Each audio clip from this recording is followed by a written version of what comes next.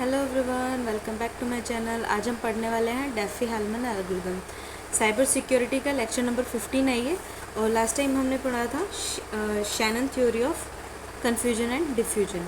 आज हम पढ़ने वाले हैं डेफी-हेल्मन एल्गोरिदम। तो डेफी-हेल्मन ने एल्गोरिदम दी थी। वो क्या एल्गोरिदम थी कि जो सेंडर है हमारा, अगर वो कोई भी डाटा हमें सेंड कर रहा है, ठीक है, रिसीवर को दे रहा है, तो बीच में उसको कोई ना देखे, तो उसके लिए उसने क्या किया था, ये एल्गोरिदम की थी जो कि बिल्कुल सिंपल थी। ठीक है, इसने क्या किया था, एक सीक्रेट की का एक कंसेप्ट रखा था। ठीक है, सीक्रेट की का कंसेप्ट रखा था, सीक्रेट की का कंसेप्ट था। तो इसमें सिंपल नॉर्मल क्या था कि इस एल्गोरिदम को नॉर्मल सिंपल रखने के लिए और प्रैक्टिकल इम्प्लीमेंट किया था एल्गोरिदम पे। इसने कंसिडर किए सिर्फ 4 वेरिएबल्स। ओके, तो 4 वेरिएबल्स रखे, जो कि 2 तो प्राइम थे उसमें और 2 ही क्या थे, प्राइवेट वैल्यूज़ रखते थे। ठीक है, पढ़ लेते हैं। For the sake of simplicity and practical implementation of algorithm we will consider only 4 variables, 2 prime numbers which is public value and 2 private values. ठीक है, तो पब्लिक वैल्यू कैसे हुई कि दोनों ही सेंडर और रिसीवर को दोनों की ही ये वैल्यू पता होंगी। तो हम प्राइम नंबर मानते हैं। पहला स्टेप हमारे पास क्या होता है, प्राइम नंबर को हम कंसीडर करते हैं, रखते हैं फर्स्ट स्टेप में। तो जो कि एन और जी हम कॉमन लेते हैं। ठीक है, एन और जी के नाम से, like first prime number N हो गया और सेकेंड प्राइम नंबर हमारा जी हो गया। लाइक एन कुछ भी रख सकते हैं, प्राइम नंबर होना चाहिए। लाइक यहाँ पे रख लिया N is 7 and G is 11। First step complete. और ये जो प्राइम नंबर है वो दोनों की एग्रीमेंट में होती है, यानी कि सेंडर भी इसको एग्री करते हैं, इन नंबर्स को दोनों को, और रिसीवर भी इन नंबर्स को एग्री करता है। Okay, clear.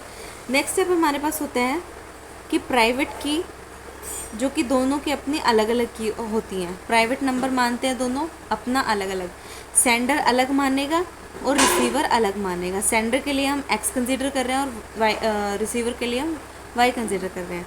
तो लाइक एक्स ने 2 मान लिया, ठीक है, जो कि प्राइवेट नंबर है, और वाई ने मान लिया 3, ठीक है, जो कि प्राइवेट नंबर है, जो कि आपस का अलग अलग है। ये सेंडर का अलग है और रिसीवर का अलग है। ठीक है, क्लियर। तो ये 2 पॉइंट्स हो गए जो कि मेन है। एक बार हम क्वेश्चन करते हैं, एग्जाम्पल के थ्रू समझते हैं इसको। लाइक 2 पर्सन्स हैं यहाँ पे, एक है राम हमारे पास और एक है श्याम। ठीक है, जो बुक्स हैं, बुक्स के अकॉर्डिंग हम एली और बॉब मानते हैं, लेकिन हम राम एंड श्याम मानेंगे। ओके, तो फर्स्ट स्टेप हमारे पास क्या होता है, एन और जी, लाइक क्या, प्राइम नंबर मानना। तो दोनों के एग्रीमेंट में उसने क्या मान लिया, 7 और एक 11।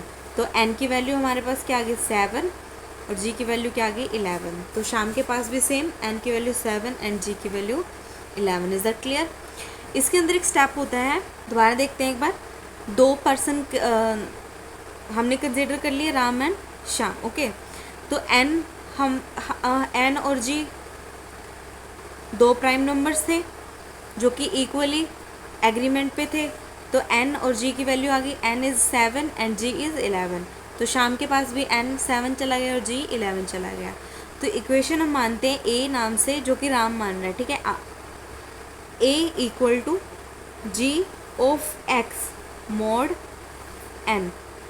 ठीक है, where G is prime number and N is prime number. What is X, X is a private number जो कि राम का होगा ओनली। तो एक्स हमने इसने कंसिडर कर लिया लाइक 2, और वाई यहाँ पे होगा हमारे पास शाम के पास।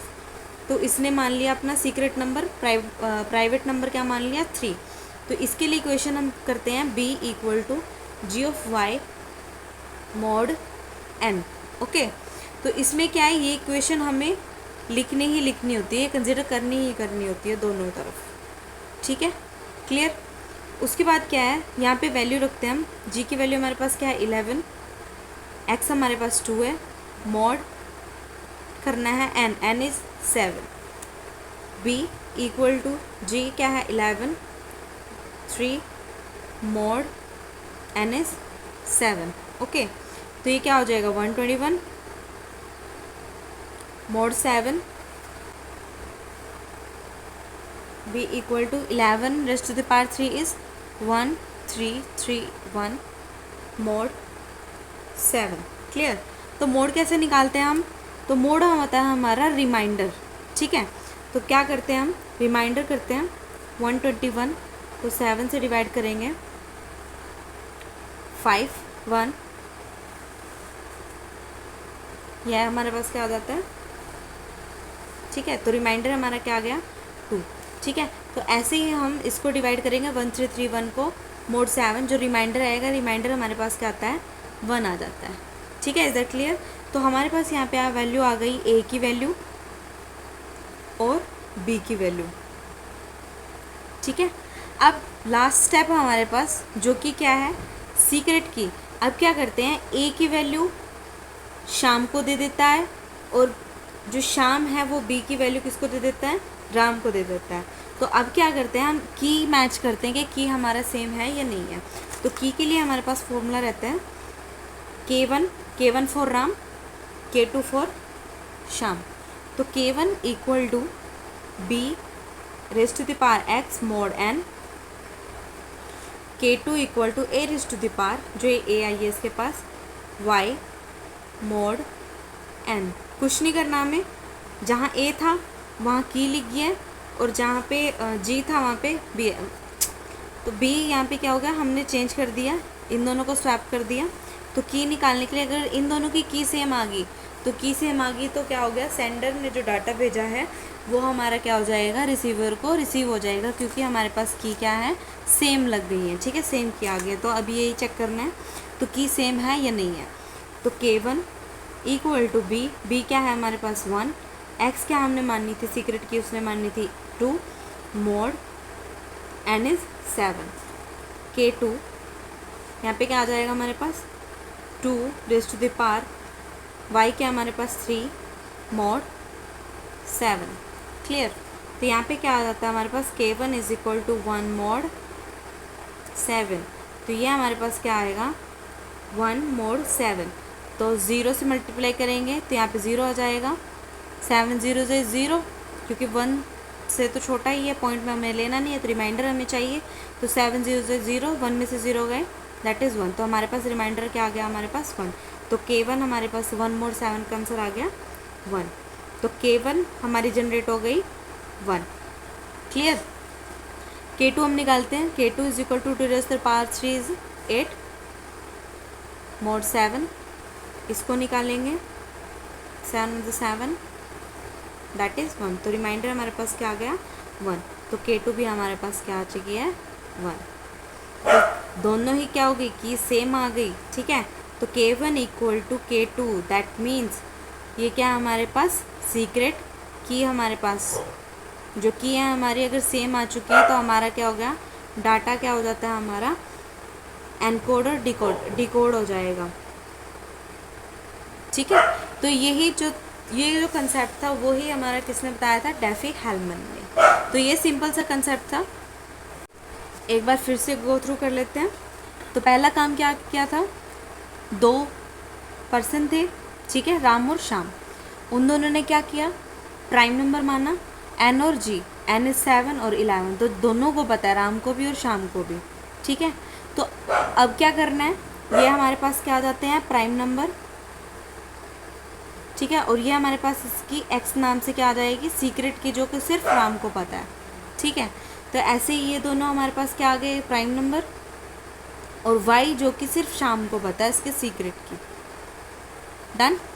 तो अब क्या करना है हमें a equal to ji of x mod n, इसको सॉल्व करते हैं, a की वैल्यू निकल जाती है, b g y mod n, इसको सॉल्व करते हैं, b की वैल्यू निकल जाती है। नेक्स्ट स्टेप हमारे पास क्या होता है कि जो a और b की वैल्यू हमारे पास आई है उसको हम क्या कर देते हैं, स्वैप कर देते हैं एक दूसरे को। शाम क्या करेगा, राम को b की वैल्यू दे देगा और राम क्या करेगा, शाम को a की वैल्यू दे देगा, ठीक है। तो अब की निकालने का फॉर्मूला हमारे पास होता है b raise to the power x mod n और K2 is equal to a raise to the power y mod n। b क्या है, जो इसने वैल्यू दी है, और x क्या है हमारे पास, जो सीक्रेट की राम ने मानी थी, ठीक है, जो सीक्रेट की राम ने मानी थी, ठीक है, mode n is what is an, prime number, okay. तो a इज़ जो राम ने वैल्यू दी थी, y इज़ जो शाम ने सीक्रेट की मानी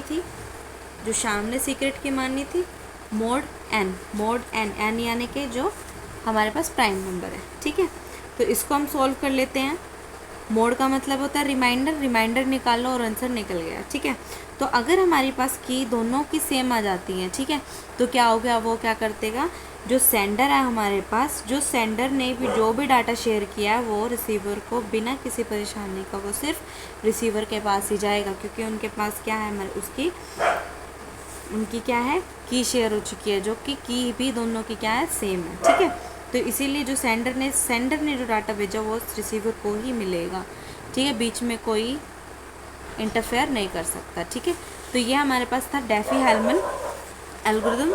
आई होप आपको समझ आया हो, ठीक। मिलते हैं नेक्स्ट वीडियो में। Thank you, Tata.